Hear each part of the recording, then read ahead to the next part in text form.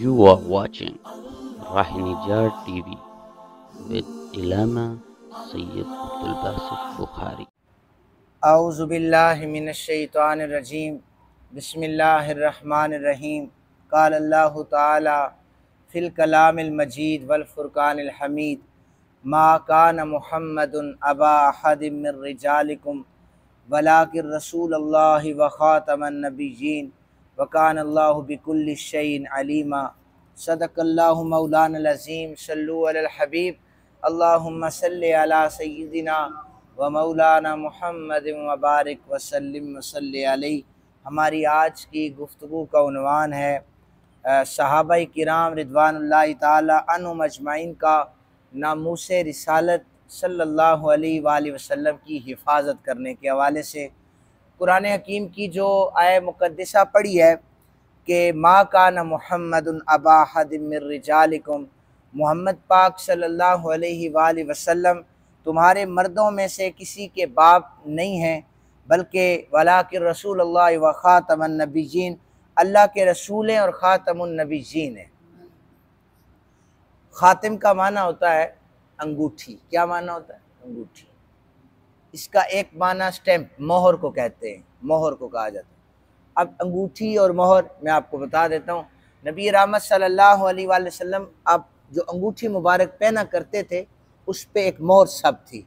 जब भी किसी जानिब किसी तरफ भी कोई ख़त लिखना होता तो आप अपनी अंगूठी से मोहर लगाया करते थे, तो उसे ख़ातिम कहते हैं। और जब किसी ख़त को लिफाफे में डाला जाता है, जब स्टैम्प लगाई जाती है तो पता चलता है कि अब इसका काम यहाँ से ख़त्म हो गया, जो लिखना था लिख चुके हैं, अब इस पर मोहर लग चुकी है, अब ये मुतल्लका बंदे तक जाए। तो नबी पाक सल्लल्लाहु अलैहि वसल्लम का दुनिया में तशरीफ़ ले आना यानी ख़ातमुन नबिय्यीन, अंबिया पर मोहर सब्त हो चुकी है, इसके बाद नबी नहीं आएगा। ये इसका तर्जुमा है। सहाबाए किराम रिदवानुल्लाहि ताला अन्हुम अजमाइन नामूसे रिसालत माप सल्लल्लाहु अलैहि वसल्लम पर हर वक्त तैयार रहते थे।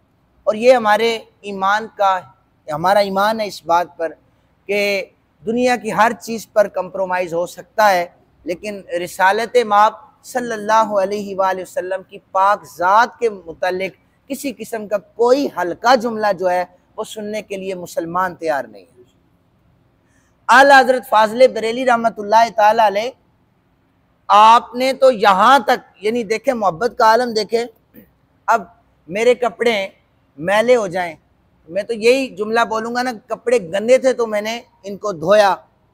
आला हज़रत फ़ाज़िल बरेली रहमतुल्लाहि ताला अलैह से ना किसी ने सवाल किया था कि ये कहेंगे ना कि कपड़े मैले हो गए, कि नबी पाक सल्लल्लाहु अलैहि वसल्लम के कपड़ों पर मिट्टी भी लगती होगी तो फिर क्या? तो आला हज़रत फ़ाज़िल बरेली रहमतुल्लाहि ताला अलैह ने ये नहीं कहा था कपड़े गंदे हो जाते, आप कहते थे मिट्टी फैज़ लेने के लिए रसूलुल्लाह सल्लल्लाहु अलैहि वसल्लम के कपड़ों से जुड़ा करती है, मिट्टी फैज़ लेने के लिए जुड़ा करती है। तो ये एक मोहब्बत का आलम है। तो इसी हवाले से ये चूँकि हमारा अकीदा है और नबी पाक सल्लल्लाहु अलैहि वसल्लम के सहाबाए किराम से हमें मिला है। पहली हदीस मुबारका समाअत फरमाइए। इस हदीस पाक को बुखारी और मुस्लिम ने रिवायत किया है और हदीस पाक के नकल किया है, और हदीस पाक के रावी जो हैं अबू सईद खुदरी हैं। नबी पाक सल्लल्लाहु अलैहि वसल्लम एक दिन माल गनीमत तकसीम फरमा रहे थे। ज़विल खवैसरा नामी शख्स जो कि बनी तमीम से ताल्लुक़ रखता था, नबी पाक सल्लल्लाहु अलैहि वसल्लम से आकर कहने लगा, ए दिल या मोहम्मद इंसाफ करें। ऐसा बदबख्त था, सामने आकर कहता है इंसाफ करें। उन्हें कह रहा है कि दो जहां की चाबियां जिनके हाथ में थी। आका करीम सल्लल्लाहु अलैहि वसल्लम ने फरमाया, तू हलाक हो जा, अगर मैं इंसाफ नहीं करूंगा तो कौन इंसाफ करेगा? हजरत फारूक आज़म रदी अल्लाह ताला अन्हु अर्ज करने लगे, या रसूल अल्लाह सल्लल्लाहु अलैहि वसल्लम मुझे इजाज़त दें, इसकी गर्दन उड़ा दूं। आप सल्लल्लाहु अलैहि वसल्लम ने फरमाया, नहीं, क्योंकि इसके साथी भी हैं कि तुम इनकी नमाज़ों के मुकाबले में, इसके जितने लोग हैं इनके मुकाबले में अपनी नमाज़ों को कम तर समझोगे। इनकी नमाज़ों के मुकाबले में खुद की इबादत को कम तर समझोगे कि बड़े नमाजी हैं जी, बड़ा अच्छा काम कर रहे हैं, लेकिन ये गुस्ताख हैं। इनके रोज़ों के मुकाबले में अपने रोज़ों को कम जानना शुरू कर दोगे कि बड़ा परहेजगार है। और हुजूर ने फरमाया कि वो दीन से इस तरह निकलेंगे जैसे शिकार से तीर निकल जाता है, शिकार को पार कर देता है। और फिर फरमाया इनकी निशानी ये है, इनकी निशानी ये है कि गोश्त के लोथड़े की तरह इनके हाथ मोटे मोटे होंगे। हाथ क्या होंगे? मोटे मोटे होंगे। हजरत अबू सईद खुदरी कहते हैं कि मैं गवाही देता हूँ ये हदीस पाक मैंने खुद रिसालत माब सल्लल्लाहु अलैहि वसल्लम से सुनी थी। हजरत अली पाक करमल्लाहु वजहुल करीम मेरे साथ थे। फिर एक जंग का मैदान सजा, हमने हजरत अली पाक के दुश्मनों से जंग की। तो मैं ढूंढने लगा कि ऐसे लोग थे जो आका करीम सल्लल्लाहु अलैहि वसल्लम ने निशानियां बताई थी।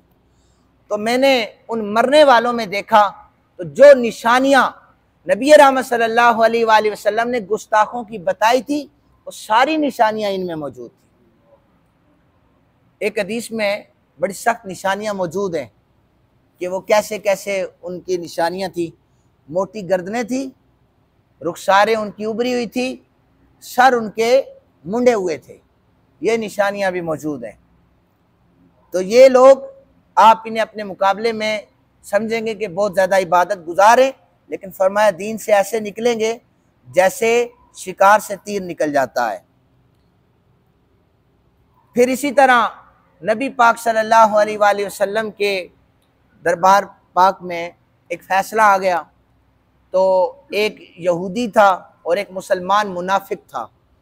इनके पास फ़ैसला आया तो कमली वाले आका करीम सल्लल्लाहु अलैहि वसल्लम ने फ़ैसला फरमाया। अदल करते थे और आपने यहूदी के हक़ में फ़ैसला दे दिया। मुसलमान जो था फिर कहने लगा कि अभी फ़ैसला तो हो गया, लेकिन आओ चल के उमर बिन खत्ताब से फ़ैसला करवा आते हैं। यहूदी हैरान था कि कलमा हुजूर सल्लल्लाहु अलैहि वसल्लम का पढ़ता है, ऐसा बदबख्त है, मैं तो कलमा भी उनका नहीं पढ़ता, मुझे फ़ैसला मंजूर है, इसे मंजूर नहीं है। हज़रत उमर पाक के पास चला गया, कहने लगा कि हमारा फ़ैसला करें। यहूदी ने कहा उमर मेरी एक बात सुन लो, ये जो फ़ैसला हम लेके आए हैं ये आपके आका सल्लल्लाहु अलैहि वसल्लम ने फरमा दिया है। हज़रत उमर पाक कहने लगे अच्छा फिर तुम यहीं रुको, मैं अंदर से वापस आ रहा हूँ। आप अंदर गए, आपने तलवार लाई, तलवार से आकर उस मुसलमान मुनाफिक का सर कलम कर दिया। आपने सर कलम किया तो वो यहूदी परेशान हो गया। हज़रत उमर पाक ने फरमाया जो हमारे नबी के फ़ैसले को नहीं मानता, उमर की नंगी तलवार उसका फ़ैसला इसी तरह कर दिया। हर दौर में गुस्ताखे रसूल सर उठाते रहे और हर दौर में नबी पाक सल्लल्लाहु अलैहि वसल्लम के उशाक उन्हें उनके सर तन से जुदा करते रहे। अभी भी आप देखें कि एक पाकिस्तान का एक क्रिकेटर है, खालिद लतीफ़ उसका नाम है, उसे क्या लेना देना, वो दुनिया में लगा हुआ था। लेकिन उसने कहा था कि जिसने आका करीम सल्लल्लाहु अलैहि वसल्लम के खाका शाये किए, खाके बनाए, तो मैं उसके सर की कीमत इतनी लगाता हूँ। अभी वो हालैंड में है तो उसे 12 साल की कैद सुना दी गई है। मुसलमान हाथ पे हाथ धरे बैठे हुए हैं, उसके लिए आवाज़ नहीं उठा सकते। यहीं पर अगर उनका कोई बंदा हमारी जेलों में कैद होता तो वो उन्होंने पूरा जनाब सर पे उठा लेना था पूरे यूरोपियन ममालिक ने, तंजीमों ने। लेकिन हमारा एक मुसलमान जो नामूस रिसालत सल्लल्लाहु अलैहि वसल्लम की खातिर है।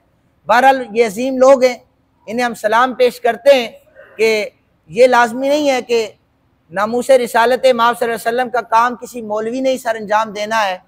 बड़े बड़े जुब्बे और दस्तारों वाले पीछे रह गए और गाजी इल्मुद्दीन शहीद बाजी ले गया था सबसे।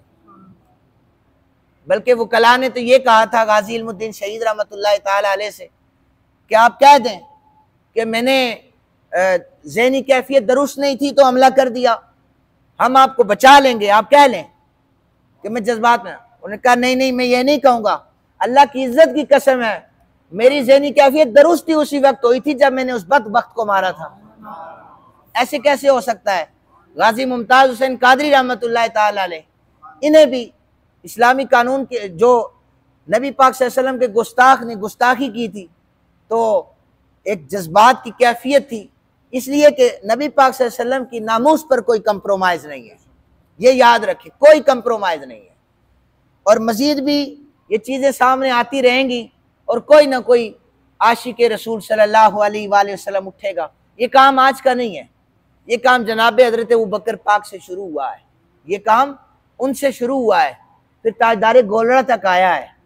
किसी ने अपने कलम से मुकाबला किया, किसी ने अपनी तलवार से मुकाबला किया, और कोई हजरत हसन बिन साबित की तरह अपनी ज़बान से मुकाबला करता है। तो अल्लाह ताला से दुआ है, अल्लाह ताला हमें नबी रहमत सल्लल्लाहु अलैहि वसल्लम की सच्ची मोहब्बत अता फरमाए। वमा अलैना इल्लल बलागुल मुबीन।